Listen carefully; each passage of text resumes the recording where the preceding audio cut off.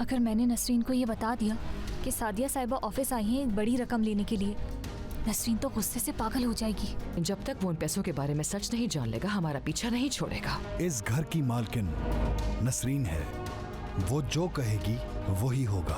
अब तुम जबरदस्ती अपनी इज्जत करवाने के लिए इस तरह अपने शौहर का इस्तेमाल करोगी? दरअसल मैं यहाँ तुमसे एक फेवर मांगने के लिए आई हूँ, लेकिन ये बात तुम्हारे और मेरे दरमियान ही रहनी चाहिए। तू बस आपकी सकी बहन हूँ मैं। सबा ने जो कुछ कहा वो सच है। सबा आपकी बेटी है। क्या तूबा ने जो कुछ कहा वो सच है क्या? सुल्ताना साहिबा की हमेशा से पोते की ख्वाहिश थी। सादिया ने ये सब कुछ सोचते हुए ये कदम उठाया। नसरीन और जुनैद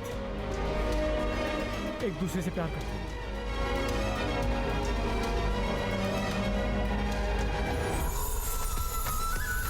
देखिए ड्रामा सीरियल इश्क एक गुनाह की लास्ट एपिसोड आज शाम 7 बजे सिर्फ ऑन टीवी पर।